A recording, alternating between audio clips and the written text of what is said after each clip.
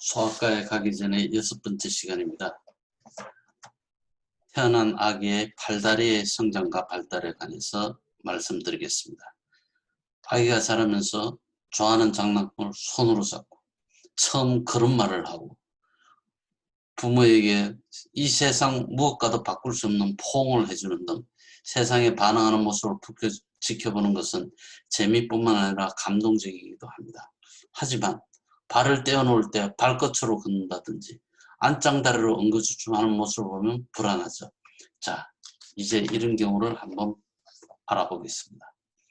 먼저 태어난 신생아가 손발이 차거나 파랗게 보일 때를 한번 보겠습니다. 아기의 손발이 푸르스름하게 보이는 수가 있습니다. 만져보면 차게 느껴지죠. 사실 이런 현상은 신생아에서 매우 흔합니다.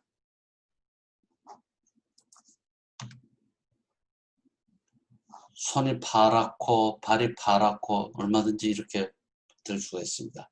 전체의 몸을 따뜻하게 해주면 손과 발도 이내 정상적인 분홍색으로 돌아오게 됩니다.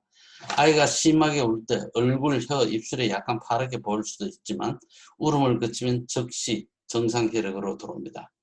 하지만 항상 얼굴이나 몸통이 푸르스름하게 보인다 하면 심장과 폐의 기능에 이상이 있다는 신호입니다.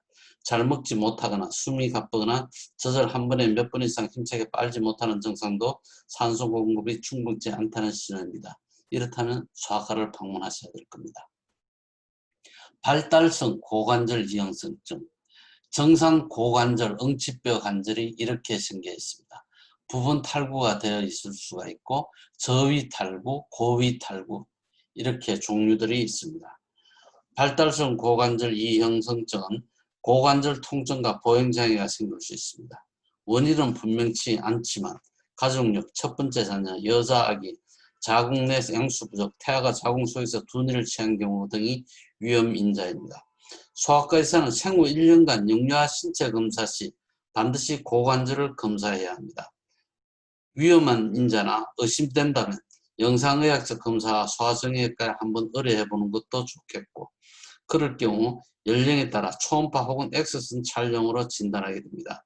사실 굉장히 진단하기가 힘들고 정상과 비정상과의 경계가 애매모호해서 여러 번 검사하고 추적 조사를 해서 결론을 내리게 됩니다. 초기에 발견되면 보조구를 착용하여 치료할 수 있고 심한 경우에는 깁스를 감거나 수술을 하기도 합니다. 경골염전, 말 그대로 경골이 틀어져 있는 거죠. 정강이뼈가 비정상적으로 비틀려 있습니다. 안짱다리의 가장 흔한 원인이 경골염전이며 대부분 아기가 걷기 시작할 때 발견하게 됩니다. 3분의 2가 양쪽 다리가 동시에 침범이 되며 한쪽만 문제 있는 경우는 주로 왼쪽 다리인 수가 많고 O형 다리가 동반된 아이가 많습니다. 다행인 것은 경골염전은 5에서 8세 이전에 저절로 좋아진다는 점입니다. 8세가 되었는데도 완전히 좋아지지 않는다면, 특히 걷거나 뛰는데 문제가 있다면 수술적으로 교정해야 할 수도 있지만 이런 경우는 더 드뭅니다. 연구 결과 특수 신발과 보조구는 효과가 없다는 사실이 확인되었으므로 권장하지 않습니다. 옛날에 아주 많이 치료를 하고 했지만 별로 효과가 없는 게 밝혀져 있습니다.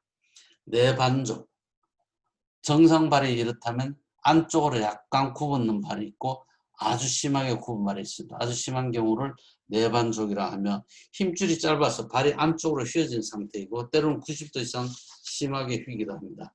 내반족은 남자에게서 훨씬 흔하며 50~60%에서 양쪽 발을 동시에 침범합니다. 뚜렷한 원인을 찾을 수 없으나 반가운 소식은 아프지 않습니다.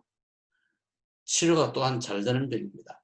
발에 깁스를 해서 점차적으로 정상 위치로 돌려놓는 방법을 우선 시도하게 됩니다.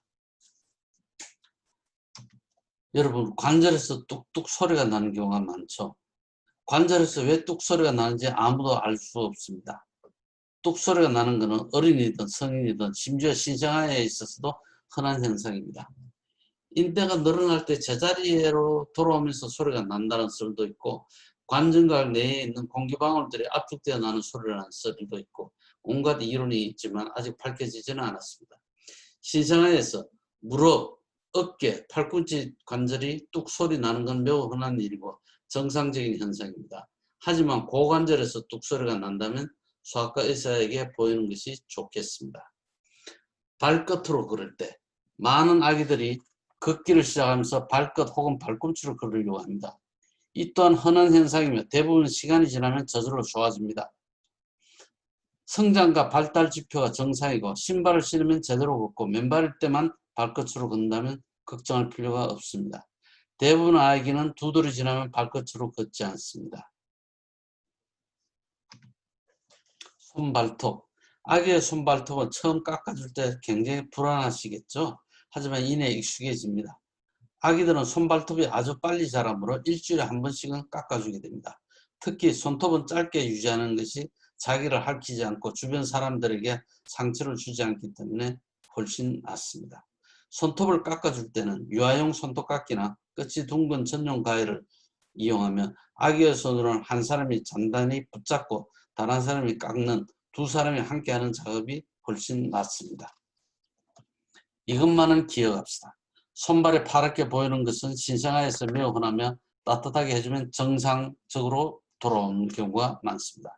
발달성 고관절 이형성증은 통증을 일으키며 보행에 문제가 생길 수 있기 때문에 조기에 발견하도록 노력을 해야 하며 경골 내염증은 5에서 8세 이전에 대부분 저절로 좋아집니다. 신생아의 내반족은 반드시 소아정형외과 전문의를 만나서 진찰과 치료를 받는 게 좋겠습니다. 관절에서 소리가 나는 현상은 흔히 볼 수 있으며 정상입니다. 고관절인 경우는 주의를 합니다. 흔하지는 않지만 발끝으로 걷는 아기들도 대부분 두 돌이 지나면 정상화됩니다.